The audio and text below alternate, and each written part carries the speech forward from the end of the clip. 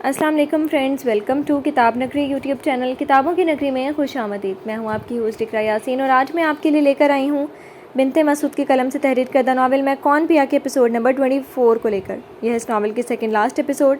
اس episode کو start کرنے سے پہلے آپ سے ایک چھوٹی سی ریکویسٹ، کائنڈلی ہمارے چینل کو کر لیجیے سبسکرائب، ویڈیو کو لائک اور کلک کر لیجیے بیل آئیکن کو۔ اب آتے ہیں ایپیسوڈ کی جانب۔ ہر کوئی عمل کے پاس آیا اسے سمجھانے کو، مگر عمل سب کی سنتی اور چپ ہو جاتی، کسی سے کوئی بات نہ کرتی۔ سب یاس اور نا امید ہو چکے تھے۔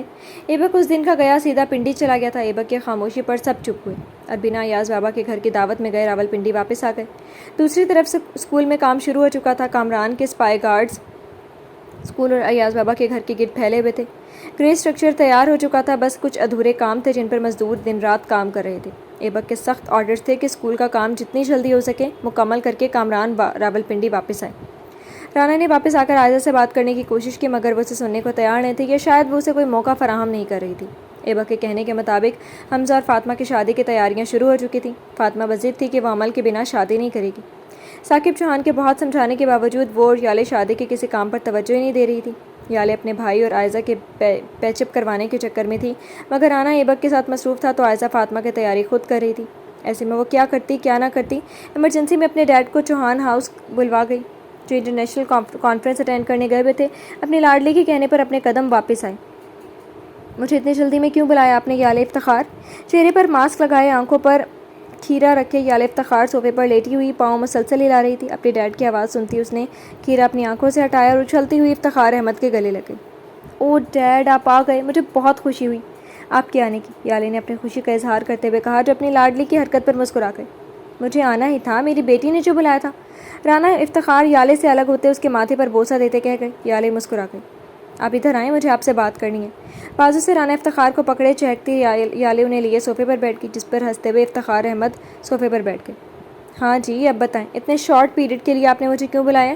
یالے نے رانا افتخار کے پوچھنے پر ادھر ادھر دیکھا۔ جب کوئی پاس نہ تھا تو وہ رانا افتخار کے پاس ہوتی پوچھ گئی، ڈیڈ، آپ کو نہیں لگتا کہ اب بھائی کی شادی کر دینی چاہیے؟ یالے کی بات پر افتخار صاحب نے سر اسپات میں ہلایا۔ بالکل کر دینی چاہیے، پر میری کم عقل بیٹی شادی کے لیے لڑکی چاہیے، وہ میں نے دیکھ رکھی ہے ڈیڈ۔ آپ بتاؤ، کیا کر دیں گے آپ بھائی کی شادی؟ لڑکی؟ پر کون ہے وہ، کیسی ہے وہ، کچھ تو بتاؤ مجھے۔ اور کیا گارنٹی ہے کہ تمہاری پسند کی گئی لڑکی ارحم کو پسند آ جائے گی؟ او ڈیڈ، آ جائے گی پسند بھی، پر وہ ہے کون؟ عائزہ رفیق، یالے کہہ کر چپ ہوئی، جبکہ ثاقب چوہان کے ساتھ اندر آتا رانا اور ایبک کے قدم رکے۔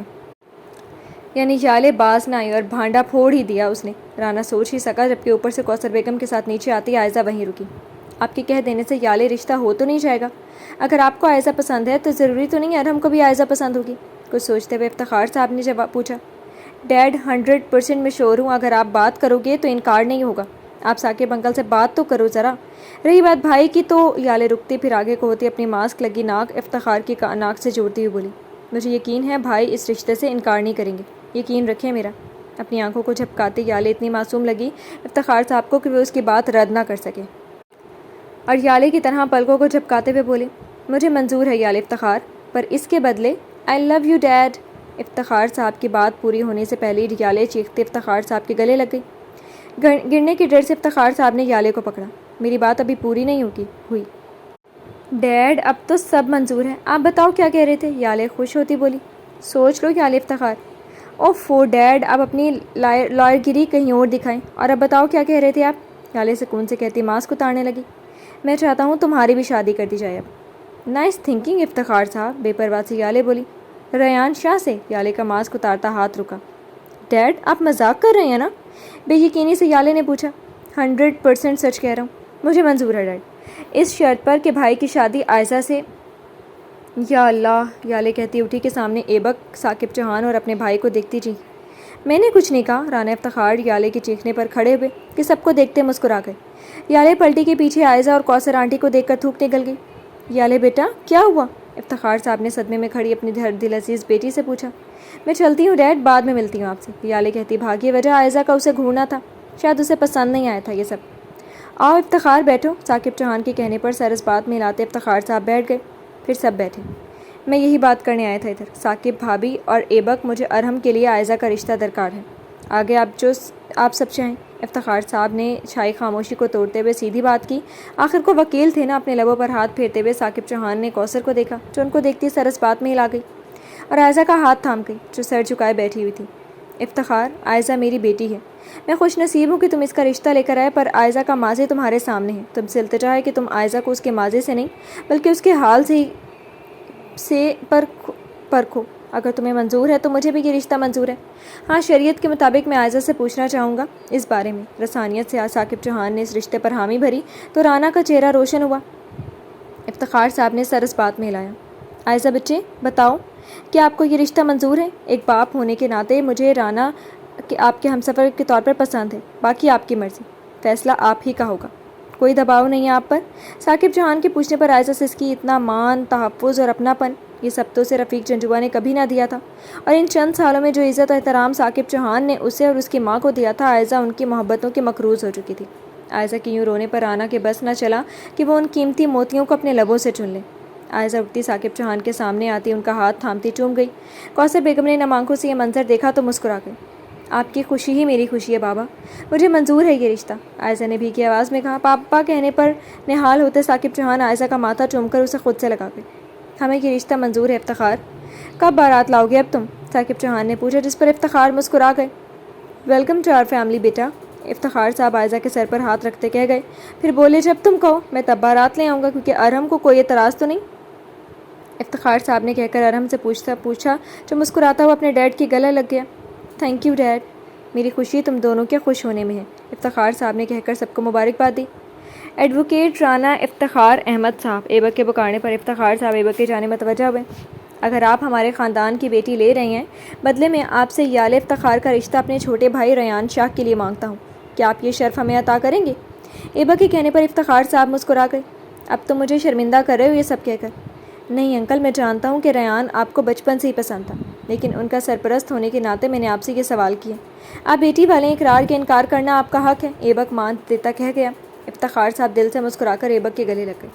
مجھے منظور ہے یہ رشتہ بھی، افتخار صاحب کے کہنے پر سب مسکرا گئے۔ رانا نے عائزہ کو میٹھی نظروں سے دیکھا جو اپنے ہاتھوں کو دیکھتی کہیں اور ہی گم تھی۔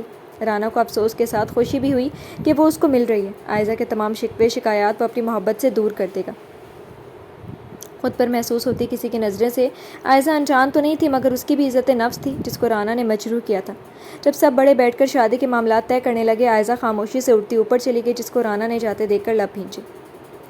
یہ ناول آپ کتاب نگری یوٹیوب چینل پر پڑھ اور سن رہے ہیں۔ یہ میں کیا سن رہی ہوں یال افتخار؟ فاطمہ کمرے میں آتی یالے سے پوچھ گئی جو مرر کے آگے کھڑی کانوں پر بندے رکھ رہی تھی۔ جو سنا ہے اچھا ہی ہوگا، خیر یہ بتاؤ مائیوں پر یہ بندے اچھے لگیں گے کہ یہ والے؟ مصروف سے یالے بول دی، دھیان اپنے بندوں پر تھا۔ فاطمہ یالے کی بات پر آگے کو ہوتی بندے سائڈ پر رکھتی پوچھ گئی، ان بندوں کو سائڈ پر رکھو اور مجھے بتاؤ کہ کیا یہ سچ ہے؟ کون سا سچ فاطمہ؟ یالے نے پوچھا، جس پر وہ سنجیدگی سے فاطمہ سے پوچھا۔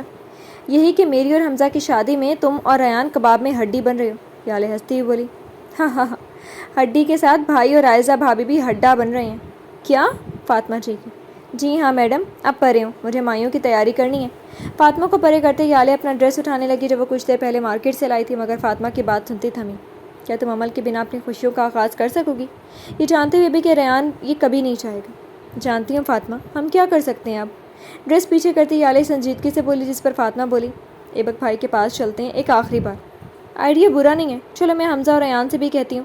فاطمہ کے کہنے پر یالے اس بات میں سر ہلاتی اس کے پیچھے بولی، تم دونوں کدھر جا رہی ہو؟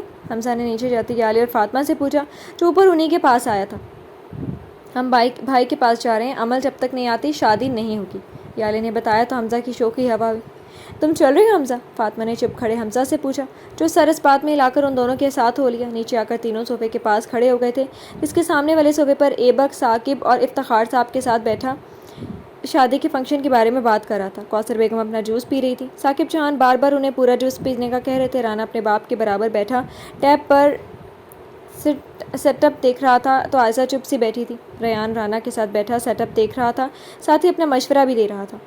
بھائی ہمیں بات کرنی ہے آپ سے، یالے نے حمزہ اور فاطمہ کو چپ دیکھ کر سر پیٹا، جن کی بولتی بند ہو چکی تھی۔ تبھی یالے اونچی آواز میں بولتی سب کو اپنی جانب کر گئی، جبکہ ایبک نے اپنی آئیبرو اٹھائی۔ یالے افتخار کو دیکھا جو ریان کے مقابلے میں ٹاپ تھی، لیکن باہمت اور مضبوط کردار کی لڑکی۔ جی کہیے یالے افتخار، ایبک نے مخصوص لب و لہجے میں پوچھا، جس کا سرد پن محسوس کرتی یالے کی سیٹی گم ہوئی۔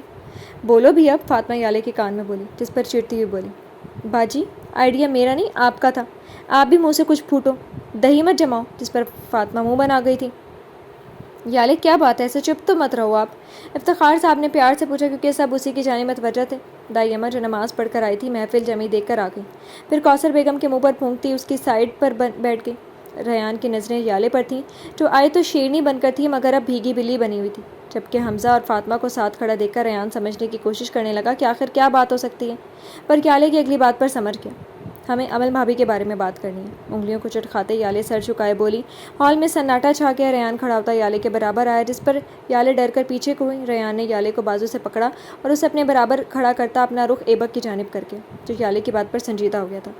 بھائی آپ نے بچپن سے ہمیں وہ سب دیا جس کی آپ سے چاہ کی، اب جب ہم دونوں بھائیوں کا رشتہ ہو چکا ہے، ہم اپنی نئی زندگی شروع کرنے والے ہیں، ایسے میں ہم کیسے اپنی نئی زندگی کا آغاز کر سکتے ہیں جبکہ ہمارا باپ جیسا بھائی ہی اپنی زندگی سے خوش نہیں، وہ مطمئن نہیں ہے۔ بھائی ایک بار ہمارے لیے عمل سے بات کریں۔ ہمیں اپنے بھائی جیسے باپ کے ساتھ بھابھی جیسی ماں بھی چاہیے جو ہماری رہنمائی کریں، پلیز بھائی، ریان اپنے مخصوص دھیمے لہجے میں ایک ایبک سے کہہ گیا۔ ہاں ایبک، یہ چاہے جتنے بھی بڑے ہو جائیں، انہیں کسی نہ کسی سرپرست کی ضرورت ہے۔ دیکھو ان چاروں کو، کون کہہ سکتا ہے کہ ان کی اس ہفتے شادی ہے؟ شرارتیں ان میں کوٹ کوٹ کر بھری ہوئی ہیں، ایک شیر ہے تو دوسرا سوا شیر ہے، ایک شیر ہے تو دوسرا سوا شیر ہے، ان سب کو لگامیں عمل ہی ڈال سکتی ہے۔ ثاقب چوہان نے سب کا ساتھ دیتے اپنے بچوں کی میٹھی میٹھی کی، اس پر ان چاروں نے ثاقب صاحب کو آنکھیں دکھائیں، جبکہ عائزہ مسکراتی، جس کو دیکھتا رانا نہال ہوا۔ یہ سب ٹھیک کہہ رہے ہیں ایبک، آخر تم کب تک کیوں اکیلے رہو گے؟ آخر کو تمہارے سب بچے اپنے اپنے گھروں کو ہو رہے ہیں۔ میں عمل سے تو نہیں ملا، پر مجھے لگتا ہے شاہ ولا کو مکمل عمل ایبک سار شاہ ہی کرے گی، افتخار صاحب نے اپنا حصہ ڈالتے ہوئے کہا، جس پر یالے نے لقمہ دیا۔ لو یو ڈیڈ، افتخار صاحب یالے کی بات پر مسکرا گئے۔ ایبک بچے، مجھے یقین ہے کہ عمل ایک بہت اچھی بچی ہے، میری فلک کی پرچھائی ہے وہ، اسے لے آؤ بچے، دائی اماں غمگین لہجے میں کہتی اپنے آنسو پونچھ گئی۔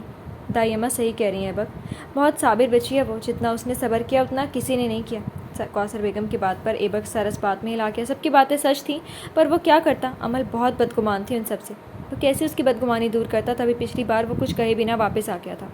بھائی پلیز، حمزہ منمنا کیا تھا۔ عائزہ جو اس سارے عرصے میں چپ تھی تو کھڑی ہوتی یالے کے برابر آ کھڑی ہوئی۔ ایبک، جو ہونا تھا وہ سب گزر گئے، عمل کے جو شکوے شکایات ہیں اسے آپ ہی دور کر سکتے ہیں، اسے سمجھائیں، اگر وہ مجھے لے کر ادھر نہیں آ رہی تو اسے بتا دو، کیونکہ میں تمہاری تھی ہی نہیں، یہ میری تھی، میری ہے اور میری رہے گی۔ ایبک تم اپنی اس نکچڑی بیوی سے کہہ دو، عائزہ میری ہونے والی بیوی ہے۔ رانا عائزہ کے بات پر ٹوکتا عائزہ کے برابر آتا کہہ کے، جس پر سب ہنستی ہے تو عائزہ اپنے لب کاٹ گئی۔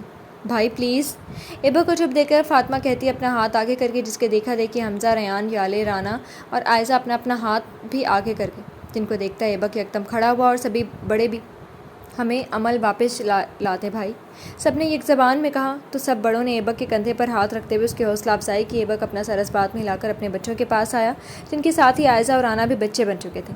میں لاؤں گا تمہاری عمل کو تمہارے پاس۔ ایبک کے کہنے کی دیتی اس کی سب چیختے ایبک کے گلے لگ گئے۔ یہ ناول آپ کتاب نگری یوٹیوب چینل پر پڑھ اور سن رہے ہیں۔ عمل تھی، باہر جاتی عمل سکینہ بی بی جی کی آواز پر رکی۔ جی اماں، عمل ان کے پاس آتی بولی۔ دھی اپنے بابا کو دیکھا جا کر، وہ اسکول کی طرف گئے ہیں، میں گل کے ساتھ سبزی کھیت سے لے آؤں۔ جی اماں، میں ادھر ہی جا رہی ہوں، ساتھ مجھے آنے میں دیر ہو جائے گی کیونکہ مجھے مارکیٹ جانا ہے بادام جی کے لیے سامان لینے۔ عمل بتاتی سکینہ بی بی سے دعا لیتی گھر سے نکلی۔ احتیاط سے پہاڑی سے اترتی عمل مارکیٹ سے سامان لے کر اسکول کی جانب آئی، جہاں کامران مزدوروں سے بات کر رہا تھا۔ عمل کو آتا دیکھ کر وہ مزدوروں سے ایکسکیوز کرتا عمل کی طرف آیا۔ کیسی ہیں آپ میم؟ الحمدللہ۔ ایاز بابا کدھر ہے؟ اسکول کے احاطے میں ایاز بابا کو نہ پا کر عمل نے سنجیدگی سے پوچھا۔ بابا اس طرف گئے ہیں۔ کامران کے بتانے پر عمل اثر اس بات میں ہلاتی سامان کو اٹھائے ایاز بابا کی طرف چل دی۔ میں اٹھا لیتا ہوں سامان، آپ جائیں۔ کامران کے کہنے پر عمل نے سامان کے تھیلے وہیں سائڈ پر رکھے اور ایاز بابا کی تلاش میں دریائے سوات کے کنارے آئی۔ کیا سوچ رہے ہیں بابا؟ پھر پتھر پر ایاز بابا کے ساتھ بیٹھی عمل نے پوچھا، جو گہری سوچ میں گم تھے۔ عمل کی موجودگی محسوس کرتے اسے دیکھ کر مسکرا گئے۔ دیکھ رہا ہوں اس اسکول کو، جس کو بنانے میں صادق نے بہت محنت کی۔ جب یہ سیلاب کی نظر ہوا تھا میں سمجھ رہا تھا اب یہ کبھی نہیں بن سکے گا، اوپر سے سیٹھ جبار کی ہٹ دھرمی میں بے بس ہو گیا تھا۔ اگر تم ہمت نہ کرتی، اسکول میں دوبارہ پڑھائی شروع نہ کرواتی تو میرے بیٹے کا خواب ادھورا رہ جانا تھا، ساتھ ہی اس علاقے کے لوگ تعلیم جیسی نعمت سے محروم ہو جاتے، مگر تم نے ہمت نہ ہاری اور ڈٹ گئی سیٹھ جبار کے آگے۔ اب جب یہ اسکول دوبارہ بن رہا ہے عمل بچے، میں ڈر سا گیا ہوں۔ ایاز بابا کہتے رکے۔ عمل کو تشویش ہوئی کہ کیسا ڈر؟ یہی ڈر کہ میں اب بوڑھا ہو گیا، مجھ میں ہمت نہیں ہے کہ اس اسکول کے ساتھ تمہاری اور گلے رانا کی حفاظت کر سکوں۔ تیری اماں بوڑھی جان مجھ سے لڑتی ہے وہ کہ میں تجھے اسکول کے لیے رکھ لوں، مگر وہ جھلی نہیں سمجھتی کہ تیرا گھر ہے، گھر والا ہے۔ بابا آپ ایسا کیوں کہتے ہیں؟ میں ادھر ہی ہوں، کہیں نہیں جا رہی آپ کو اور اسکول کو چھوڑ کر۔ رہی بات سیٹھ جبار کی تو اس کے خلاف FIR درج کروا دیا، دیکھنا سب ٹھیک ہوگا۔ ایاز بابا کی فکر پر عمل کہہ گئی، نہیں تھی یہ تم بھی جانتی اور میں بھی کہ ہم سیٹھ جبار کے خلاف کچھ نہیں کر سکتے جب تک ہمارے ساتھ کوئی بڑا نہ ہو۔ ایک طرف تمہارے شوہر نے اسکول میں اپنے بندوں سے کہہ کر کام شروع تو کروا دیا، مجھے ڈر ہے کہ میں اوروں کی نسلوں کو سنوارنے میں تیرے شوہر کی نسلوں کو نقصان نہ پہنچا دوں۔ ایسا کچھ نہیں ہوگا، ہم سیدھے سیدھے راستے پر ہیں بابا، کوئی بھی فرعون ہمیں ہمارے مقصد سے ہٹا نہیں سکتا۔ آپ پریشان نہ ہوں، میں آج ہی تھانے جاتی ہوں اور پروٹیکشن مانگتی ہوں، آپ اب گھر جائیں۔ امل ایاز بابا کے ہاتھ پر ہاتھ رکھتی بولی، دھی تم سمجھ نہیں رہی کہ میں کیا کہنا چاہ رہا ہوں، تیرا یہاں اکیلا رہنا ٹھیک نہیں ہے۔ ایاز بابا نے اپنی فکر بتائی، کچھ نہیں ہوتا بھائی، پہلے بھی اس شیطان ملول کا سامنا کیا ہے، آگے بھی کریں گے۔ اسکول کو بنانا اور اس علاقے میں تعلیم کو عام کرنا ہمارا مقصد ہے جو پورا ہوگا۔ ایاز بابا جو بات عمل کو سمجھانا چاہ رہے تھے، عمل چاہ کر بھی سمجھ نہیں رہی تھی۔ اللہ ہی تیرا بھلا کرے تھی، عمل کو سمجھتا نہ دیکھ کر ایاز بابا کہہ گئے۔ عمل بس مسکرا سکے، پھر کھڑی ہوئی جس کی پیروی ایاز بابا نے بھی کی۔ سامان کا تھیلا ایاز بابا کے حوالے کرتی عمل تھانے جانے کو نکلی اور ایاز بابا گھر کو۔ یہ ناول آپ کتاب نگری YouTube چینل پر پڑھ اور سن رہے ہیں۔ سیٹھ جبار کے خلاف پروٹیکشن کی بات کر کے عمل تھانے سے نکلتی گھر جانے والے راستے کے بجائے پگڈنڈی پر چلنے لگی۔ دماغ پر ہزار سوچیں حاوی تھیں، سب آ جا رہے تھے اس کے پاس، مگر وہ نہیں آیا تھا۔ اس کے سارے شکوے سنتا اس دن کا جو گیا ابھی تک مڑ کر نہیں آیا تھا۔ ایک ٹھنڈی سانس ہوا کے سپرد کر دی، پگڈنڈی سے اتر کر دریائے سوات کے کنارے ایک پتھر پر بیٹھ گئی، جبکہ دماغ پر عائزہ کی باتیں گونج رہی تھیں۔ عمل نے اس کی طلاق کا سن کر کوئی رد عمل نہ دیا تھا۔ اب وہ بیٹھی یہی سوچ رہی تھی کہ جب عائزہ کو اپنانا ہی نہیں تھا تو اس سے شادی کیوں کی، پھر یہ طلاق کیوں؟ عائزہ کے لہجے سے عمل کوئی غم نہ تلاش کر سکی، اس کا لہجہ سادہ اور مطمئن تھا، اس کے لہجے میں کہیں کوئی دکھ درد نہ ملا جس پر عمل بے چین ہوتی۔ یا رب میں کیا کروں، میں کیوں مطمئن نہیں ہو پا رہی، اتنی بے چین کیوں ہوں میں؟ دریائے سوات کے بہتے پانی کو دیکھتی عمل بڑبڑا گئی، تیری یہ بے چینی میں دور کر دیتا ہوں، بس میری دسترس میں آ جا میری کلی۔ سیٹھ جبار کی آواز سنتی عمل فوراً سے کھڑی ہوتی اس کی طرف رک کر گئی، جو سامنے کھڑا اپنی مونچھوں کو تاؤ دے رہا تھا، جبکہ آنکھوں میں عمل کی نجاست ہی نجاست تھی۔ عمل نے اپنی چادر اپنے گرد کسی اور سائڈ سے نکلنے لگی، جواب تو دے جا، سنا تو نے تھانے میں رپورٹ دی ہے، یہ دیکھ وہی تھانے دار۔ عمل کو جاتا دیکھ کر سیٹھ جبار اس کے آگے آتا کہہ کہ جس سے عمل کے قدم رکے، جبکہ سیٹھ جبار کے بندوں نے تھانے دار کو پکڑا ہوا تھا جو مار کی وجہ سے لہو لہان تھا۔ یہ کیا بدتمیزی ہے سیٹھ جبار، عمل غورائی۔ ہائے منگو دیکھ، اس کے منہ سے میرا نام کتنا سونا لگتا ہے، چل جا چھوڑ دے اس تھانے دار کو۔ مسکرا کر سیٹھ جبار نے منگو سے کہا جس نے تھانے دار کو پکڑا ہوا تھا۔ سیٹھ جبار کے کہنے پر منگو نے ایک زوردار مکہ تھانے دار کو مارتے اسے دریا میں پھینکا، جس کی مدد کو عمل بھاگی اور دریا میں گرنے سے بچا کر اسے سہارا دیتی پتھر سے لگا کر بیٹھ گئی۔ تم جاہل انسان، اتنا تو لحاظ کر لو، وہ تم سے عمر میں بڑا ہے، خدا کا خوف کرو۔ عمل کے کہنے پر سیٹھ جبار ہنس دیا، جس کو دیکھتی عمل سر جھٹکی۔ آپ ٹھیک ہیں، چلے میرے ساتھ، عمل اس تھانے دار سے کہہ کے جو اب سے بے حال تھا۔ منگو پکڑ اس نامراد کو۔ سیٹھ جبار اس تھانے دار کو پکڑا، پھر کھڑا کرتے اسے مارنے لگا۔ جب عمل اس کی مدد کو آگے ہوئی، سیٹھ جبار نے اسے بازو سے پکڑا۔ عمل اس کی گرفت میں تل ملائی، اپنا آپ سیٹھ جبار سے الگ کرنے کی کوشش کرنے لگی۔ اللہ کے لیے چھوڑ دو اس کو، کیا برا کیا اس نے تمہارے ساتھ؟ تھانے دار کے منہ سے خون نکلتا دیکھ کر عمل سیٹھ جبار سے کہہ گئی جو منگو سے مزید مارنے کو کہہ رہا تھا۔ عمل کی بات پر اپنی مونچھوں کو تاؤ دیتا کہہ گیا، اس خبیث کا بچہ ہمارے خلاف رپورٹ لکھی، اس ہاتھ کو کٹ جانا چاہیے، ہم اس علاقے کا کرتا دھرتا ہے، اور تجھے تو میں مسل دوں گا، بڑا اڑ لیا تو نے اور اس بڈھے ایاز نے۔ منگو مار دے اس تھانے دار کو اور اٹھا اس کلی کو، جس کو میں آج گلاب بناؤں گا۔ سیٹھ جبار کی بات پر عمل اپنے بازو سیٹھ جبار سے الگ کرنے کو پورا زور لگایا، مگر اس کی گرفت مضبوط تھی، جبکہ منگو سیٹھ جبار کی بات پر عمل کرتا تھانے دار کے بازو توڑ گیا، جس کی چینخ کے ساتھ ساتھ عمل بھی چیخی، چھوڑ دو اس کو ظالم انسان۔ بہتی آنکھوں سے عمل نے اس تھانے دار کی زندگی کے لیے فریاد کی جو کسی بھی وقت مرنے کو تھا۔ عمل کے التجا پر سیٹھ جبار رکنے کے بجائے منگو کو اشارہ کرتا عمل کو گھسیٹ کر اپنے ساتھ لے جانے لگا۔ روکو پلیز، چھوڑو مجھے۔ ہاں بابا۔ گھسیٹتی عمل اپنا آپ چھوڑ کر تھانے دار کی مدد کو پہنچی کہ سیٹھ جبار نے اس کو بالوں سے پکڑے زور سے جھٹکا دیا۔ بہت ہوا کتیا، چل اب۔ غصے سے سیٹھ جبار عمل سے کہتا اسے لے جانے لگا، جبکہ عمل اپنی وحشت زدہ آنکھوں سے سیٹھ جبار کو دیکھنے لگی، جس پر سیٹھ جبار کی گرفت عمل پر کمزور ہوئی، جس کا فائدہ عمل نے اٹھایا اور ایک زوردار تھپڑ سیٹھ جبار کے منہ پر رکھ کر مارا۔ عورت کو گالی دینے سے پہلے یہ دیکھو کہ تمہارا جنم بھی ایک عورت سے ہوا ہے، تم مجھے نہیں ہر ایک عورت کو گالی دے رہے ہو، جس میں تمہاری ماں، بیوی، بیٹی اور بہن سر فہرست ہے۔ عمل سرد لہجے میں بولتی، گال پر ہاتھ رکھے غصے سے لال پیلا ہوتے سیٹھ جبار سے کہتی، پاس پڑا ڈنڈا اٹھا کر تھانے دار کی مدد کو پہنچی۔ منگو کی کمر پر زوردار ضرب لگا کر عمل پیچھے کو ہوئی، تھانے دار کو اٹھانے لگی جو بے حال تھا۔ ڈنڈا لگنے سے منگو بلبلا گیا۔ خبردار جو آگے بڑھے تم، کھال اتار دوں گی تمہاری میں۔ عمل کے کہنے پر منگو کے قدم رکے، جو ثابت قدم کھڑی ان دونوں کو للکار گئی تھی۔ سیٹھ جبار آگے کو ہوتا منگو کو پیچھے کرتا عمل کے پاس آتا ہے، اسے مارنے کو ہاتھ اٹھا گیا مگر اس کا ہاتھ کسی نے پیچھے سے پکڑا۔ عمل نے آگے ہو کر ایک دوسرا تھپڑ سیٹھ جبار کے منہ پر رکھ کر مارا۔ دونوں کالوں پر سیٹھ جبار کی عمل کے ہاتھوں کے نشان پڑے تھے۔ لے جاؤ اسے کامران، یہ مجھے آزاد نظر نہ آئے ورنہ تم جانتے ہو۔ ایبک کی سرد آواز سنتا سیٹھ جبار پلٹا، جہاں ایبک ظاہر شاہ بلو پینٹ کے اوپر وائٹ ہائی نیک وائٹ سکارف گردن میں ڈالے اوپر بلو کوٹ پہنے کروفر سے کھڑا تھا، جس کے چہرے پر سر تاثرات جمے تھے جن کو محسوس کرتا سیٹھ جبار اندر تک کانپ گیا۔ کامران! ایبک کے کہنے پر کامران اپنے گارڈز کے ساتھ منگو اور سیٹھ جبار کو لے گیا۔ پیچھے کھڑی عمل اپنی چادر اپنے گرد کستی، ایک نظر اپنے ظالم دیو پر ڈالتے پگڈنڈی پر چڑھ گئی، جس کے پیچھے پیچھے ایبک چل پڑا۔ یہ ناول آپ کتاب نگری یوٹیوب چینل پر پڑھ اور سن رہے ہیں۔ سب گھر والے کیسے ہیں؟ رات کے کھانے کے بعد ایاز بابا کہوا رکھتے ایبک سے کہہ گئے، جو ان کے آنے پر ادب سے کھڑا ہوا۔ سب ٹھیک ہے بابا، آپ بتائیں کوئی شکایت تو نہیں اسکول کے حوالے سے آپ کو؟ قہوے کا سپ لیتے ہوئے ایبک نے پوچھا۔ نہیں بابو، آپ کے بندے بہت بھروسے والے ہیں، ان کی وجہ سے مزدوروں نے مہینوں کا کام دنوں میں کر دیا۔ بہت شکریہ بابو، ایاز بابا نے عاجزی سے کہا۔ نہیں بابا، یہ میرا فرض تھا، ایبک کہہ کر قہوہ پینے لگا جب گلیرانہ کمبل اٹھائے کمرے میں آئی۔ دلہا بھائی، یہ آپ کے لیے عمل باجی نے بھیجا۔ رات میں کافی ٹھنڈ ہوتی ہے نا ادھر، معصومیت سے کہتی گلیرانہ کمبل رکھنے لگی، جبکہ کمرے کے باہر کھڑی عمل نے اپنا ماتھا پیٹ ڈالا تو ایبک اس پر مسکرا کے، گلیرانہ چلو اب اور عمل بچی کو اندر بھیجو۔ سکینہ بی بی کو اندر آتے دیکھ کر ایاز بابا نے گلیرانہ سے کہا، جو ساری لاتی باہر کو بھاگی جبکہ عمل کے ہاتھ پاؤں پھولے۔